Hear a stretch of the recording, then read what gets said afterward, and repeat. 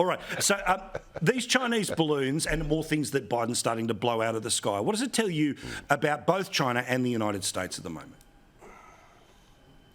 Well, what it tells me about China is that their levels of surveillance are way beyond anything any of us have understood. I mean, you know, we've had the debate about Huawei getting into 5G networks, and finally the Brits have said we won't do it. We know that even drones that you buy that are made in China, well, who knows what they're picking up on us.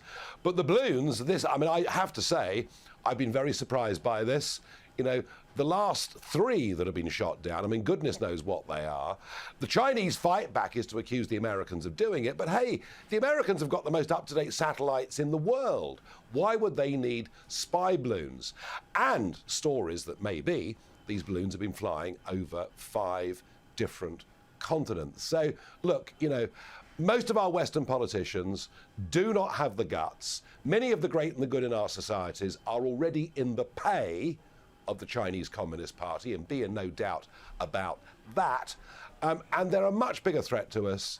And the more we learn, the bigger we realise that threat is. As for America, well, it took Biden days to shoot down the first one. But finally he did. Hopefully, this will start a much bigger debate in America about China. And remember, the man that woke us up to all of this was Donald Trump. It was Trump, going way back to 2016, who started talking about the threat from China in a way that I don't think, Paul, any of us had fully understood before. Or, as he put it, China. China. I always used to love the way he used to do it, and still does, no doubt. I hope it's part of the act in 24. The thing is and we've talked about it on this show all the time, you talk about it on yours. People watching this conversation understand, right? When you talk about that infiltration of China, right, it ain't just the balloon, it ain't just the satellite, it's the attempts to hack, to get information. Like literally, the Chinese hacked the Australian Parliament a couple of years ago. They hacked and got the plans to our version of MI5, right, ASIO. But on top of that, because so many companies want to sell stuff or build stuff in China, and they end up having a disproportionate effect on the government than the citizens at any one time, our governments are in a position where they're saying one thing about national security and wanting to stand up to China, but they're presiding over economies that are totally exposed to China. Yeah, of course. I mean, we've become in many ways dependent upon China, but it isn't just the influence of business on politicians that worries me.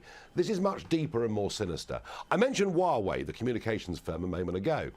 If you have a look at the UK non-executive directors of Huawei over the course of the last 10 years, what do you see? You see retired senior politicians, retired senior civil servants, and retired bosses of giant business conglomerates. And this goes right to the top of British society, and if it's happening here, you can bet your life it's happening in Australia, in America, and everywhere else. You know, money is a very, very effective tool to get people to dampen their criticism. So this is very sinister, it's very deep, and what we need to understand is that the Chinese are playing a 100-year game towards world domination. Wake up and smell the coffee, everybody. 100%.